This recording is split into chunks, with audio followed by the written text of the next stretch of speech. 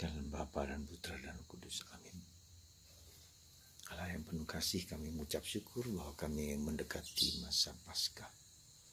Nah, hari ini kami merayakan Minggu Paskah keempat yang kita sebut dengan Paskah Letare, Paskah sukacita, Paskah kegembiraan.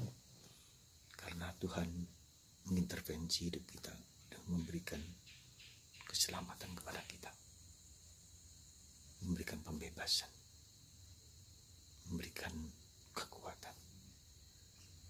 Terima kasih Tuhan, berkat-Mu atas kami. Semoga terang Kristus bercahaya dalam hidup kami masing-masing. Demi Kristus Tuhan dan pengantara kami. Amin. Para saudara, gereja hari ini dalam Minggu Prapaskah keempat ini yang kita sebut dengan Letare, sukacita, kegembiraan.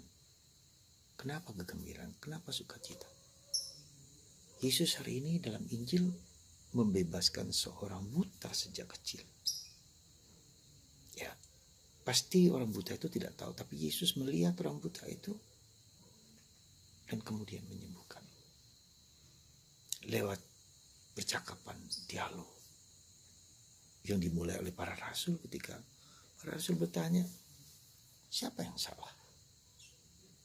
Ketika orang buta itu orang tuanya, itu siapa saja, dan Yesus mengatakan tidak ada yang salah, tapi supaya kehendak Allah terjadi pada si orang buta itu. Dan itu menunjukkan kepada kita ada banyak hal, orang buta, orang difabel, orang cacat, yang dulu kita sebut cacat sekarang difabel, ya, yang dimana orang melayani orang-orang tersebut. Berkat mereka juga, ya, maka orang menjadi mempunyai kemampuan untuk melayani, mempunyai kemampuan untuk berbuat baik kepada siapa saja. Ada begitu banyak kelompok difabel, bisu tuli, buta, ya, kemudian anggota badan tertentu yang tidak dapat berfungsi, autis, etc. Mungkin bisa dimengerti bahwa ada banyak sebab kenapa orang mengalami tersebut, tetapi bukan itu yang terpenting. Tidak ada yang salah, tapi semua supaya kehendak itu terjadi. Dan Yesus sangat luar biasa, dia menyembuhkan orang itu dengan meludah dari tanah dan melumpur, lalu dioleskan di mata dan suruh cuci di sungai Siloam dan sembuh. Dan orang yang buta inilah yang kemudian menjadi pewarta kabar gembira. Ia mengalami belas kasihan Yesus, kesembuhan Yesus, dan akhirnya dia bertemu dengan Yesus sang Mesias dan Juru Selamat. Dan itu menimbulkan kemarahan bagi orang Yahudi. Dan begitulah saudaraku terkasih dalam Kristus. Akhirnya yang buta menjadi melihat, dan yang melihat menjadi buta. Karena orang Yahudi, pemimpin agama Yahudi, hanya membenarkan hukum bahwa Yesus melakukan mujizat itu pada hari Sabat. Saudara, apa yang kira-kira menjadi permenungan kita? Jujur kalau kita katakan kita hidup dalam kegelapan, hidup dalam kejahatan, hidup dalam kekurangan, hidup dalam keterbatasan. Dan itu dilukiskan sebelum Kristus sebagai hidup dalam kegelapan. Dalam bacaan kedua hari ini dia menyatakan bahwa kita sebelumnya hidup dalam kegelapan. Dan setelah Kristus datang memberi terang, maka kita wajarlah untuk hidup dalam terang, hidup dalam keadilan, hidup dalam kejujuran, hidup dalam kebenaran, hidup dalam kebaikan. Jadi kalau kita ingin menjadi terang, pilihlah yang baik, pilihlah yang benar, pilihlah yang mulia, ya, pilihlah buah-buah roh yang tidak hanya berlaku untuk di dunia ini, tetapi juga berlaku di surga, abadi, kekal.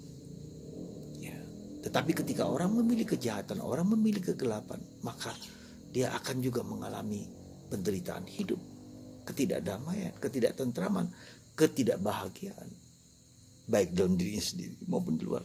Dia tidak menghasilkan apa-apa. Bahkan lebih lanjut daripada itu, dia tidak sampai kepada kehidupan bersama Bapa di surga. Dan itulah tugas kita, saudaraku terkasih, hidup dalam terang. Kita berani memilih sesuatu yang baik, meskipun kita harus tahu akan mengalami tantangan dan godaan yang tidak mudah. Ya. Anda dan saya dipilih seperti Samuel memilih anak dari Isai, dari saudara yang lain justru yang dipilih yang bungsu, yaitu Daud. Anda dipilih sekali lagi. We are chosen by Christ to proclaim the good news. Memilih supaya memilih kebenaran, memilih kebaikan, memilih terang. Semoga kita semua pada masa ini Tuhan sendiri telah mengintervensi, ya, ketika si buta sejak lahir itu mengalami kebutaan yang tidak bisa melihat apa-apa, tapi Tuhan bisa membaharui, bisa memulihkan, bisa memperbaiki apa yang kurang. Semoga dalam kelemahan dan keterbatasan kita bisa memberikan yang terbaik.